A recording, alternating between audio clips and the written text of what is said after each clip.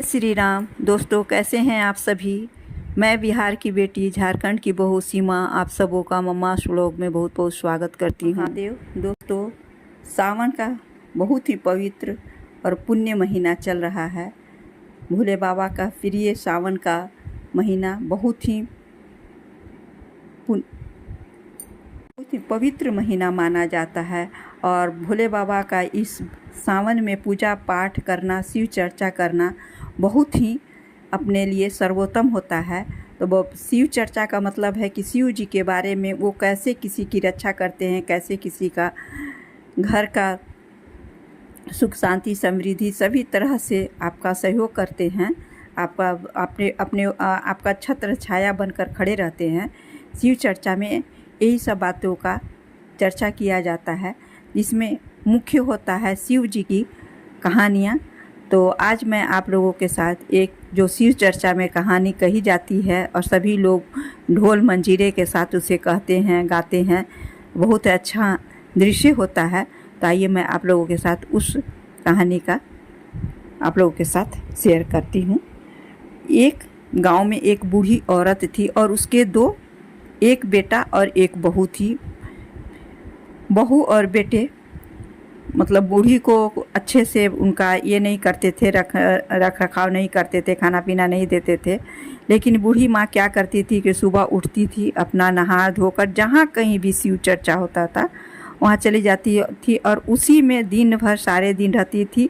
जब शिव चर्चा समाप्त होता था वहाँ से भजन कीर्तन सारे चीज़ करके वो घर आती थी।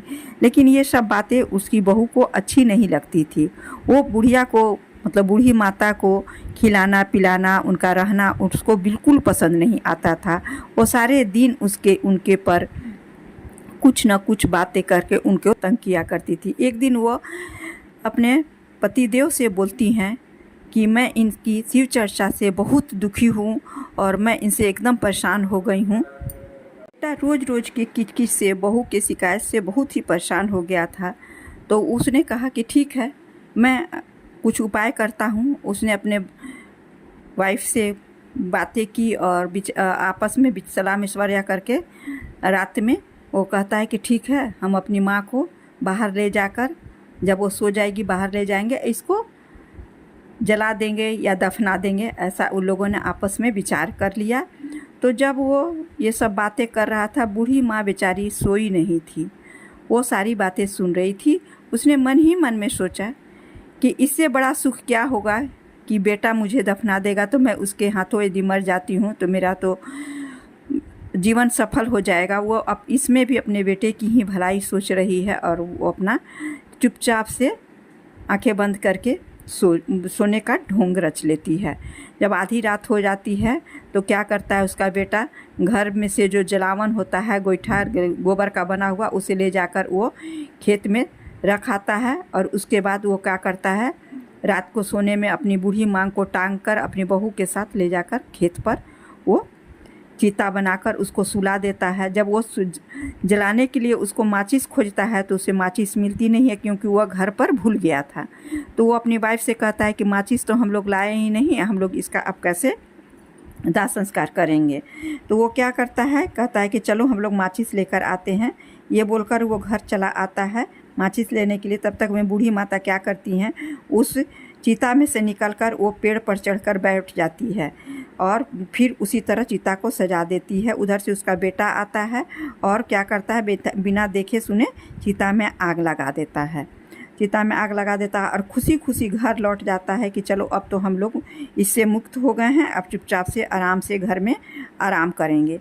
वो घर आ जाता है। रात में क्या होता है कि चोर आता है और उसके घर का सारा गहना जितना कीमती सामान है सभी कुछ चोरी करके वो लेकर चला आता है और वह सामान लेकर वो उसी पेड़ के नीचे आता है जहाँ बूढ़ी माता पेड़ पर चढ़कर एक ये पटहनी पर बैठी हुई थी। वो क्या करता है कि वह वहाँ पर रख कर सोना चांदी रख कर वो अपना देखने लगता है। तो बूढ़ी माता अपना गहने को देखकर वो तो देख लेती हैं कि पहचान लेती हैं कि मेरा सारा गहना है। वो क्या करती हैं, ऊपर से कुछ अपने बारे में कुछ ऐसी आवाज़ निकालती हैं कि जैसे भूत वहाँ हो वो, और एक टहनी ऊपर से तोड़कर गिरा देती है।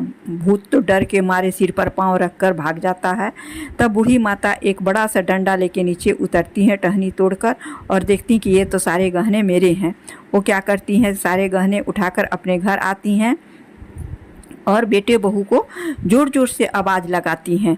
बेटा बहू तो सोचा कि अरे ये तो भूत बनकर आ गई हैं, लेकिन जब माँ अपनी सारी बातें दरवाजे खुलवा कर बोलती है कि ऐसा ऐसा हुआ है, तब बेटा बहू अपने उनके शिव चर्चा के बारे में सुन के, उनकी महिमा के बारे में सुन के कि आप किसी के बारे में कितनी भी बुराई, किसी के बारे में कितनी भी बुरी बातें सोचो, कितना भी उसका बुरा चाहो, लेकिन जब भोले बाबा की कृपा होती है तो आपके सभी बिगड़े हुए काम बन जाते हैं।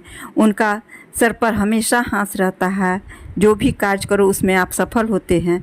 ऐसी शिव बाबा की महिमा है। तो शिव चर्चा का कहने का और सुनने का यही मकसद है कि आप सबों पर सभी की भोले बाबा की कृपा बनी रहे। और सावन में इसका बहुत ही ज़्यादा महत्व है, भोले बाबा का कृपा बने रहने के लिए। दोस्तों, यदि आप लोगों को मेरा ब्लॉग अच्छा लगा हो, मेरी वीडियो अच्छी लगी हो, तो लाइक शेयर और सब्सक्राइब अवश्य कीजिएगा। धन्यवाद।